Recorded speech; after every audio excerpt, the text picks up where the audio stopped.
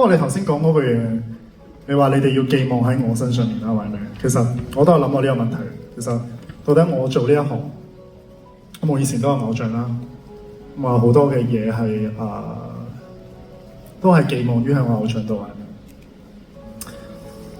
不過我又諗下，即係呢個觀點其實，即係當然呢個世界上偶像嘅力量係好強大嘅，係咪？各種信仰嘅力量都好強大。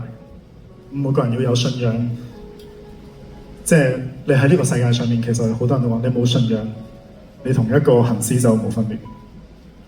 不過我想同大家講嘅就係，無論點樣都好，冇完全將你嘅好多嘢擺喺一個人身上，包括信仰又係，你要有一樣嘢就係你要企咗一個信仰係你自己。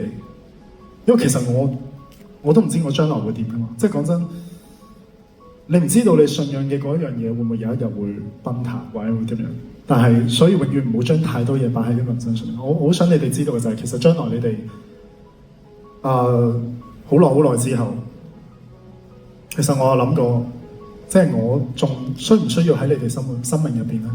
可能你哋覺得見到我會開心好正好好玩，即係有好多歌聽。但我最終我喺度諗下，其實我到底想同你哋講啲咩，或者我想我自己學識啲乜嘢？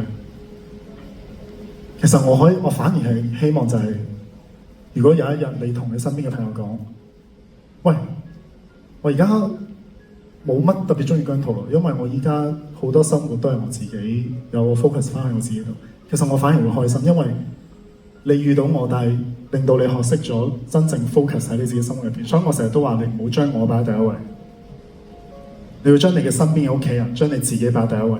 我唔係真係最緊要嗰個。如果你嘅將來你嘅生活揾到你自己更加喜歡嘅嘢，更加 focus 到嘅嘢，如果你有一日因為咁樣而唔支持嘅話，離開我係好開心。所以唔好將你哋嘅信仰擺喺任何一樣嘢度，一定要將其中一部分信仰擺喺自己度。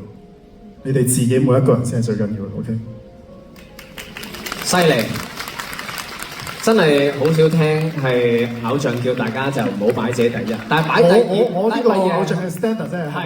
但係擺第二其實係好 sweet 嘅，呢個係好浪漫嘅擺法嚟嘅，因為對姜濤嚟講，你哋先係最重要啊，知唔知啊？OK， 好，我哋再一次多謝晒，唔該晒姜濤同埋姜糖。